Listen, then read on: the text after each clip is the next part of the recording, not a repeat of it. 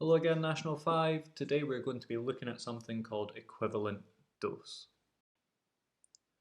So today we're going to have a look at another equation. We already looked at absorbed dose, which was the energy divided by mass. That's the first equation there.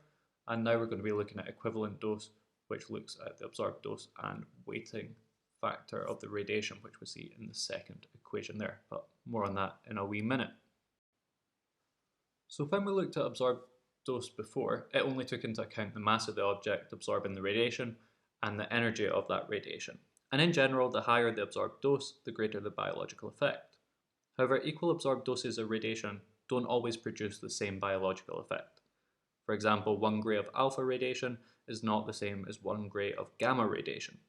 And the reason for that is that alpha radiation, it causes a lot more ionization in that short distance that it travels than the gamma rays would.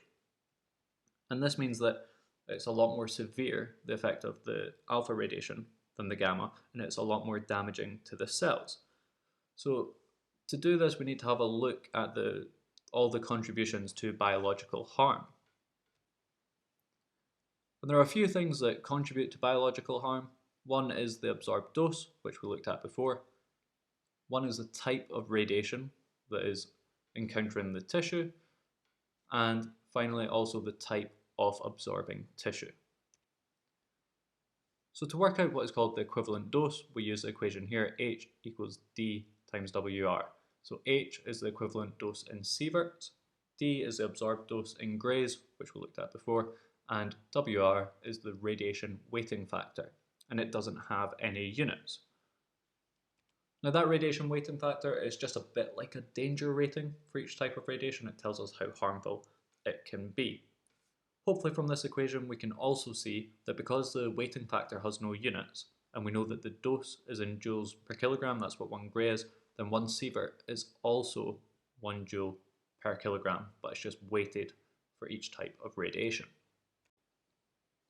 So there's a table here that shows us these weighting factors for each type of radiation. That table is given on the datasheet. You don't need to know it off by heart. You will always be given it in an exam or in a test. But if we have a look at this table, we can see that alpha is 20 times more harmful than beta or gamma. And there are also slow neutrons and fast neutrons there, which have weighting factors of 3 and 10 respectively. So if you receive the same dose of alpha and beta radiation, the dose of the alpha radiation is 20 times more harmful.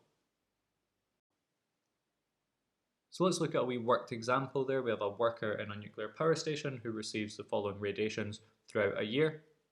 They receive 10 milligrays of slow neutrons, 25 milligrays of gamma rays, and we want to know what the total equivalent dose that the worker absorbed is.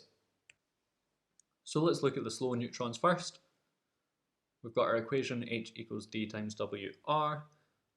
The dose was 10 milligrays, which if we convert into grays is 0.01, times the radiation weighting factor, which we got from our table, which is 3. This gives us an equivalent dose of 0.03 sieverts. For the gamma rays, we do exactly the same thing. We've got our equation, which is H equals D times WR again. We had 25 milligrays, so that's 0.025 grays, and our radiation weighting factor was just 1. So that gives us 0.025 sieverts. And we can see from this that the absorbed dose of the gamma rays was higher than the absorbed dose of the slow neutrons. But then when we take into account that weighting factor, the equivalent dose is higher for the slow neutrons. Now to find the total, we just add those two together, and that gives us a total of 0.055 sieverts, which would also be 0.055 joules per kilogram.